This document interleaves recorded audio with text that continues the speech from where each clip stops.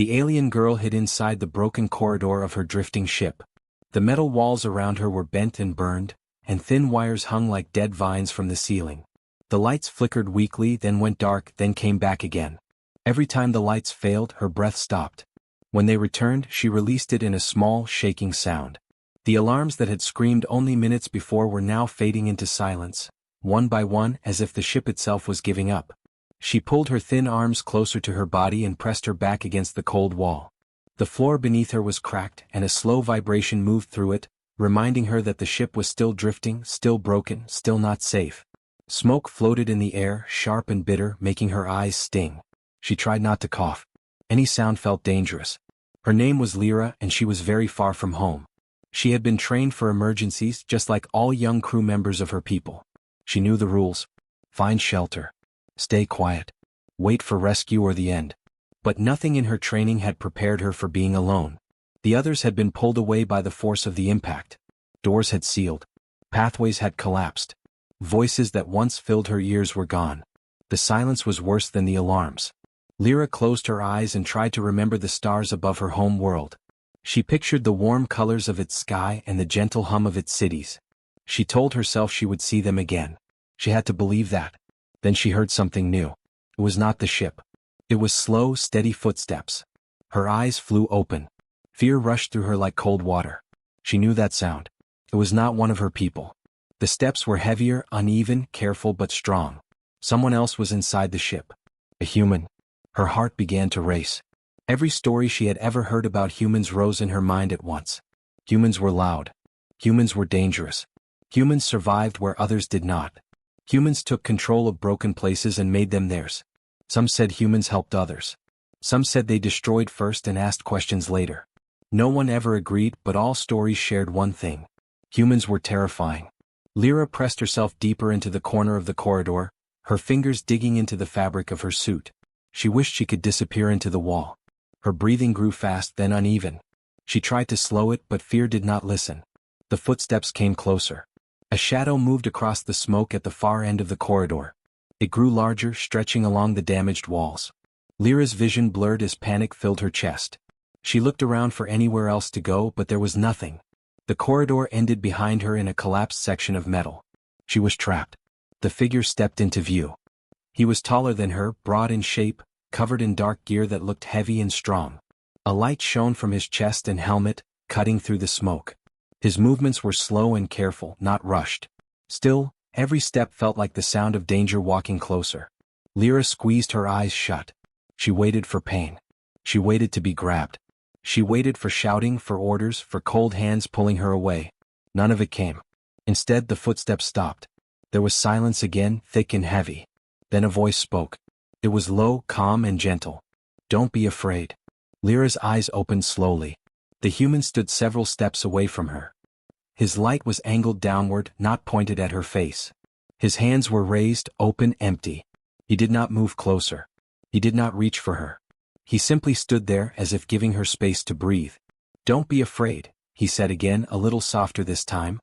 I won't hurt you. She did not understand all the words, but the tone was clear. It was not sharp. It was not loud. It carried no threat. It sounded careful. The human slowly removed his helmet. His face was strange to her, unfamiliar in every way, yet his eyes were focused on her with something she had not expected. There was concern there. Real concern. My name is Evan, he said, tapping his chest lightly. I'm here to help. Lyra stared at him, frozen. Her mind struggled to match this moment with the stories she knew. This was not how humans were described. This human did not shout. He did not demand. He did not rush forward. Her fear did not disappear, but it shifted. It became confused. She made a small sound, not quite a word. Evan did not react suddenly. He nodded once, slowly, as if the sound meant something important. That's okay, he said. You don't have to talk. He carefully took a step back, then lowered himself to sit on a piece of broken metal near the wall. He stayed in the open where she could see him clearly. He kept his hands visible at all times. Lyra watched every movement, ready to run even though she had nowhere to go. Her body trembled, but she forced herself to stay still. She noticed small details. His breathing was steady. His eyes blinked slowly. His shoulders were relaxed, not tense. Minutes passed. The ship creaked softly around them. Somewhere far away, metal shifted and settled. The smoke thinned as air systems struggled back to life. Evan reached into a small pack at his side. Lyra flinched, pressing herself tighter into the corner. He froze instantly. "Sorry," he said quickly. "I'll go slow." He waited until her shaking eased just a little. Then, very carefully, he pulled out a small container and placed it on the floor between them. He pushed it gently toward her, then pulled his hand away. "Water," he said. Lyra stared at the container. Her throat felt dry, burning. She had not realized how thirsty she was until that moment. Still, she did not move. In her culture, gifts often came with cost. Nothing was free. Evan noticed her hesitation. He picked up another container from his pack, opened it, and drank from it himself. He made sure she saw. Then he set it down and waited. Understanding slowly formed in her mind. After a long moment, Lyra reached forward with trembling fingers and pulled the container toward her. She drank carefully, never taking her eyes off him. The cool liquid soothed her throat and some of the tight pain in her chest faded. Evan smiled just a little. It was not wide or sharp. It was quiet. "That's good," he said. They sat like that for a long time. A human and an alien girl, surrounded by wreckage and silence. No sudden movements. No loud sounds. Just breathing and waiting and the slow return of light. Lyra did not fully trust him. Not yet. Fear still lived inside her, deep and stubborn. But something new existed beside it now. Something small, fragile, and unfamiliar. Hope. And for the first time since the ship had broken apart, she believed she might survive. The girl, called Lyra, stayed where she was even after the human began to move again. Her body remained tense, every sense awake. She followed Evan with her eyes as he stood up slowly and looked around the damaged corridor. He did not rush. He did not act like the ship belonged to him. He moved as if the space was fragile, as if it might break further if he was careless. Evan turned on a small light attached to his wrist. It was softer than the bright beam on his chest. He angled it toward the ceiling where sparks jumped from torn wires. The flickering lights above them were weak and unstable, turning on and off without warning. The shadows they made stretched and shrank, giving the corridor an uneasy feeling. Lyra watched closely as Evan opened a panel in the wall. Inside, metal parts were bent and burned. Air hissed quietly from a thin crack. Lyra felt a cold breeze brush against her skin. She knew that sound. It meant air was leaking out. It meant time was running out. Evan seemed to know it too. He knelt down and took tools from his pack. Each movement was slow and clear, as if he wanted Lyra to understand what he was doing. He did not turn his back on her completely. He kept himself at an angle so she could always see his face. The sounds of his work were gentle. Soft clicks. A low hum. No sharp noise. No sudden bang. Lyra hugged her knees and watched. She did not move closer, but she did not pull away either. Her fear had not vanished, but it was quieter now, like a distant echo instead of a scream. As Evan worked, the hissing sound slowly faded. The cold breeze stopped. The air felt warmer, easier to breathe. A moment later, the lights above them grew steady. They no longer flickered. The corridor filled with a soft, steady glow. Lyra blinked in surprise. The ship felt less like a dying thing now. It felt like it was holding on. Evan stood up and stepped back from the wall. He looked around, checking the lights and the ceiling. Then he nodded to himself, satisfied. "That should hold," he said. Lyra did not understand the words, but she understood the change. The fear in her chest loosened just a little more. Evan returned to his place near the wall and sat down again, keeping the same distance as before. He did not come closer. He did not point at her. He did not expect her to react in any way. Minutes passed. The ship made quiet sounds as systems restarted in the background. A low hum vibrated through the floor. Lyra felt it beneath her feet and found it comforting. It reminded her of home ships, safe ships, ships filled with people and voices. Evan reached for his water again. This time Lyra did not flinch. He opened it, took a small drink and then set it down between them once more. He gently pushed it toward her. She hesitated only a moment before taking it. As she drank, she studied him more closely. His face showed signs of tiredness. Small lines around his eyes. Dirt and smoke on his skin. He looked like someone who had been working for a long time without rest. Yet his eyes stayed calm when they met hers. They did not look at her like she was a problem or a prize. They looked at her like she was a person. When she finished drinking, she set the container down carefully. Evan nodded again as if she had done something important. "Good," he said. Lyra tilted her head slightly. She made a soft sound, testing her voice. It echoed weakly in the corridor. Evan did not react with surprise. He waited. She placed one hand against her chest and spoke her name. Lyra. Evan's face brightened a little. He pointed to her, then repeated the sound slowly. Lyra. She felt something warm rise in her chest. He had listened. He had tried. He then pointed to himself.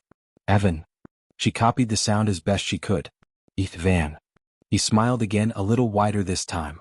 They sat in silence after that, but it was no longer heavy. It felt calm.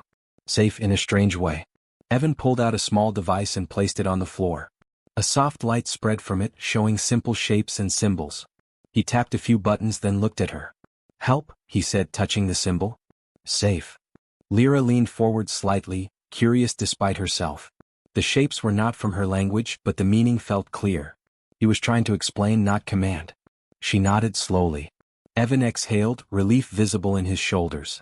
Time passed differently after that. Lyra did not know how long they stayed there together. The ship continued to stabilize. The air felt clean. The lights stayed on. Evan repaired another leak further down the corridor, then returned to sit again, always keeping space between them. He shared more water. He offered food once, placing it on the floor and backing away. Lyra did not eat it, but she remembered the gesture. She noticed something important during those quiet hours. Evan never rushed her. He never reached for her, even when she shifted closer by accident. He never raised his voice. When the ship made a loud noise and she flinched, he stayed still and spoke softly until the sound passed. Patience, she realized, was his strongest tool. In her culture, strength was loud. It was shown through action and control. Patience was seen as weakness. But this human was strong in a different way. At one point, Evan stood and moved toward a broken door at the end of the corridor. Lyra stiffened, fear returning for a moment. Evan noticed immediately and stopped. It's okay, he said gently. He pointed at the door, then at the corridor behind it. Checking. He waited until she relaxed before continuing. When he returned, he sat farther away than before, as if to make up for the moment of fear he had caused. Lyra watched him, her thoughts slow and heavy. Something inside her shifted again. Trust did not arrive all at once. It grew quietly, like light returning after a long darkness. By the time the distant sound of rescue signals echoed through the ship, Lyra no longer felt alone. She did not understand Evan's words. She did not know what would happen next. But she knew this. The human had asked for nothing. And that changed everything. Lyra sat quietly near the wall, her knees drawn close to her chest, while the steady hum of the ship filled the air. The danger alarms were silent now. The lights no longer flickered. The ship was still damaged, still drifting, but it was no longer dying. In the calm that followed, her thoughts began to move again, slow and heavy. She remembered the lessons from her early years. The stories told in quiet rooms and serious voices. Stories about humans. Humans were unstoppable, her teachers said. Once they chose a path, nothing could stop them. Humans were dangerous, the elders warned. They survived wars that destroyed other species. They lived on harsh worlds and grew stronger from struggle. Humans were relentless. They did not retreat when others would. They did not give up when logic said they should. Lyra had believed those stories. Everyone did. Those stories were why fear filled her chest when Evan had first appeared through the smoke. Those stories were why she had waited for pain, for capture, for loss.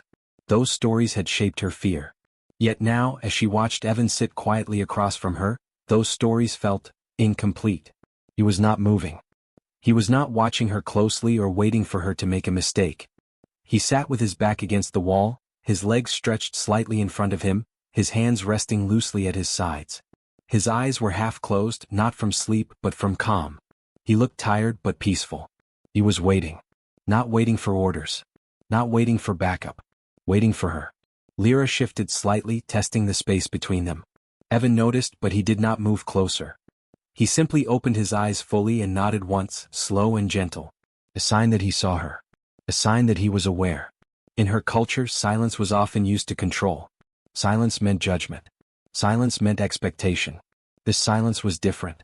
This silence felt like permission. Lyra's thoughts drifted back to the past, to a time before the crash. She remembered sitting in a learning chamber with others her age, watching images of human ships on large screens. The ships were rough in shape, built for function, not beauty. Teachers had explained that humans cared little for elegance. They built what worked. They built what lasted.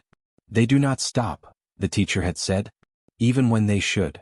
At the time, Lyra had felt fear. Now she felt confusion. Evan shifted slightly and reached for a small device near his side. Lyra stiffened without thinking. Her muscles tensed.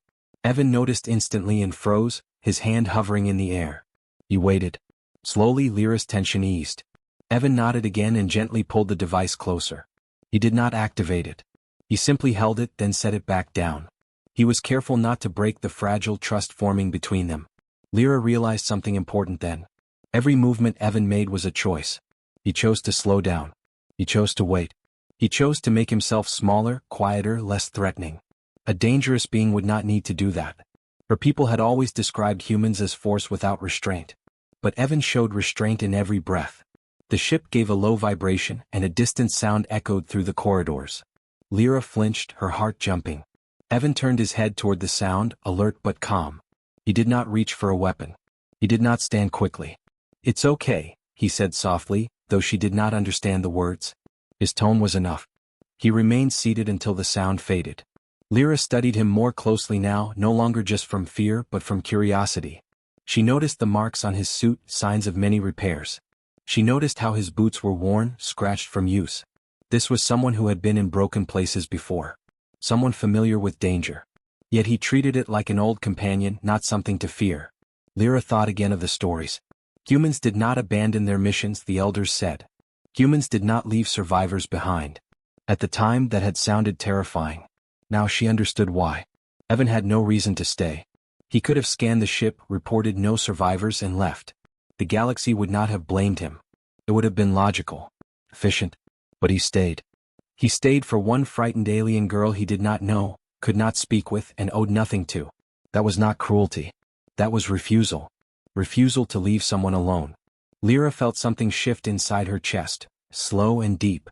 It was not full trust yet, but it was respect. She leaned forward slightly, placing one hand on the floor between them. It was a small movement, barely noticeable. Evan saw it anyway. His eyes softened and he nodded again. No sudden joy. No loud reaction. Just understanding. He reached into his pack and pulled out a thin blanket. He placed it on the floor and gently slid it toward her, then pulled his hands back and leaned away. The message was clear. No demand. No pressure. Lyra hesitated, then slowly reached out and pulled the blanket closer. It was warm, light, and clean. She wrapped it around her shoulders, feeling its weight settle over her. Warmth spread through her body. Evan smiled quietly. They sat like that for a long time, sharing the space without words. The ship continued to stabilize. Somewhere far away, rescue signals pulsed through the void. Evan checked his device once, then turned it off again. He did not rush. Lyra wondered how many others like him existed among humans. How many chose to stay when leaving was easier? How many were feared not for what they destroyed but for what they protected? She realized then that the stories her people told were not wrong. They were incomplete. Humans were unstoppable, yes, but not in conquest. They were dangerous, yes, but only to those who threatened the helpless. They were relentless, yes, but in their refusal to abandon anyone. Lyra looked at Evan, really looked at him, and felt her fear finally loosen its grip. For the first time since the crash, she allowed herself to believe something new. That meeting a human did not always mean the end. Sometimes it meant survival. The quiet inside the corridor was broken by a sharp sound from Evan's communicator. A soft light blinked on his wrist, followed by a clear signal tone that echoed against the metal walls. Lyra's body reacted before her thoughts did. She flinched and pulled the blanket tighter around herself, her heart racing again. Evan looked down at the device. His calm expression changed, not to fear but to focus. He lifted his wrist closer to his face, listening. Lyra could not understand the words that came from the small speaker, but she understood the tone. It was firm, urgent, commanding. The message repeated, louder this time. Evan lowered his arm slowly. He did not answer right away. Instead, he looked across the corridor at Lyra. She noticed the change immediately. His eyes were sharper now, more alert. His body was tense in a way it had not been before. Something important was happening. The communicator spoke again, the light blinking faster. Evan exhaled through his nose and stood up. He took a few steps away from Lyra, pacing slowly as he listened. He nodded once, then stopped moving. Lyra's chest tightened. She had seen this before in other rescues and training videos. This was the moment when helpers left. This was the moment when priorities were chosen. She was not human. She was not part of his people. She was not his responsibility. She lowered her eyes, bracing herself. Evan stopped pacing. He looked back at her. She expected to see apology. Or distance. Or regret. Instead she saw certainty. He raised his wrist again closer to his mouth. "I have a survivor," he said clearly. "I'm not leaving yet." The voice from the communicator replied immediately, sharper than before. The tone grew more intense. Evan listened, his jaw tightening slightly. Lyra's hands shook beneath the blanket. She understood enough now to know what this meant. Time was limited. The ship was unstable. Staying longer increased risk. Evan was being told to leave. He looked at the communicator one last time. Then he turned it off. The blinking light vanished. The corridor fell silent once more. Evan walked back toward Lyra, stopping at a respectful distance. He knelt down so they were closer to the same height. His movements were slow, careful as always.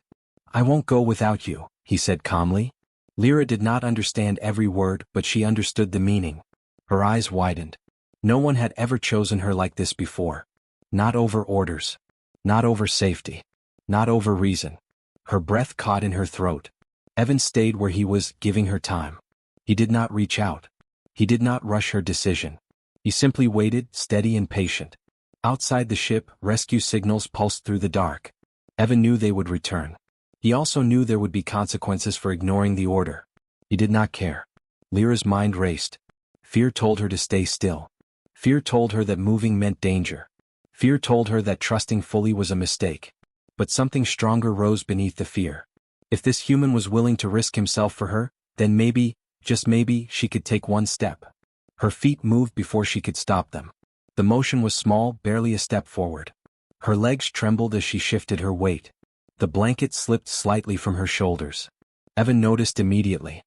His eyes softened, but he did not move toward her. He stayed exactly where he was, letting her control the space. Lyra took another step. Her heart pounded so loudly she was sure Evan could hear it. Her breathing came fast, uneven. Still, she moved again, closing the distance slowly. When she stopped, she was standing between them, no longer pressed against the wall. No longer hiding. For the first time, she had stepped forward on her own. Evan placed one hand over his chest and nodded. Not in victory. Not in relief. In respect. "You're safe," he said quietly. Lyra did not know the words, but she felt the truth behind them. The ship groaned softly, reminding them both that time was still moving. Evan stood and carefully moved past her, stopping at the entrance of the corridor. He gestured gently, showing her the path ahead. Lyra hesitated only a moment before following. They moved slowly through the damaged ship together.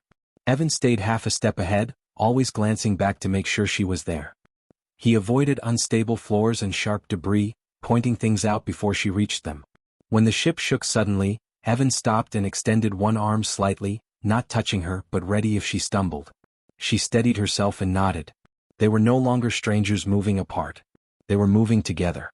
At the docking bay, a small human rescue craft waited, lights glowing softly in the darkness. The air felt different here, cleaner, steadier. Lyra stopped at the entrance, fear rising again. This place was unknown. This was human space. Evan noticed her pause. He did not pull her forward. He waited. Lyra looked at the ship. Then she looked back at the corridor she had hidden in. The place where she had been alone and afraid. She took a deep breath. And stepped forward again. This time, Evan smiled openly. Together they crossed into the rescue craft. Evan guided her to a seat and showed her how to secure herself. He strapped himself in only after she was safe. As the craft pulled away from the broken ship, Lyra looked back through the small window. The wreck grew smaller, drifting quietly among the stars. She felt tired. Exhausted. But no longer afraid. Evan checked the controls, then glanced at her. "You did good," he said. She did not understand the words, but she understood the warmth in them. The rescue craft turned toward the distant lights of safety. And for the first time since the crash, Lyra allowed herself to believe she had a future beyond survival. When Lyra returned to her people, the stars above her home world looked the same as she remembered. Soft light filled the sky, and the air carried familiar scents. The cities below glowed gently, calm and alive. Everything looked normal. But Lyra was not the same. She stood inside a quiet room with smooth walls and wide windows. Elders and leaders gathered around her, their faces filled with concern and curiosity. News of her survival had spread quickly. A lost ship. A lone survivor. A human involved. They wanted answers. Lyra sat calmly in the center of the room. Her body was still weak, but her eyes were steady. She took a slow breath and began to speak. She told them about the crash, about the fear, about the silence that followed the alarms. She spoke of hiding in the broken corridor, alone and shaking. Many listening lowered their eyes, feeling the weight of that fear with her. Then she spoke of the human. She described how he appeared through the smoke, not rushing, not shouting. How he lowered his hands and spoke gently. How he kept his distance. How he waited. Some of the elders shifted uncomfortably. She told them how he fixed the lights and sealed the air leaks. How he shared his water and food without asking for anything. How he never forced her to move, never demanded trust. She told them how he sat quietly for long periods, waiting for her fear to fade on its own. Murmurs spread through the room. This was not the human they had taught their children to fear. Lyra continued. She spoke of the rescue signal, of the order given to the human to leave. She described how he looked at her, alone and frightened, and turned the communicator off. He stayed, she said simply. He chose me. The room fell silent. Lyra explained how he refused to abandon her, even when it was dangerous. How he waited for her to step forward on her own. How he guided her safely to the rescue ship, never once pushing or pulling her. He was strong, she said. But his strength was quiet. When she finished, no one spoke for a long moment. The elders exchanged glances. Some looked uncertain. Others thoughtful. One of the oldest stepped forward slowly. All our lives, the elder said, we have feared humans. We believed they were cruel. Lyra shook her head gently. They are feared because they do not leave anyone behind. That sentence stayed with them. In the days that followed, Lyra's story spread beyond the council room. It reached families, teachers, travelers, and traders. Each retelling was careful, quiet, honest. No exaggeration. No fear. Other species listened too. Across nearby systems, the story moved from station to station. A human rescue worker who ignored orders to save an alien child. A human who spoke softly instead of showing force. A human who waited. Some dismissed it at first. One story could not erase generations of fear. But then another story surfaced. And another. Different places. Different humans. The same pattern. They stayed. They helped. They refused to abandon. Slowly, the meaning of the words changed. Don't be afraid, humans said. And for the first time, others believed them. Lyra often stood by the windows of her home, watching ships cross the sky. Human ships passed sometimes, rough in shape, practical and strong. She no longer felt fear when she saw them. She felt something closer to trust. She never saw Evan again. She did not know where he went next or what consequences he faced for his choice. But she carried his words with her. She carried his patience, his calm, his refusal to leave. And when young ones asked her about humans, she did not tell them stories of monsters. She told them about a man who sat in silence so a frightened girl could feel safe. She told them about kindness stronger than fear. Across the stars, the words spread quietly, carried by voices and memory.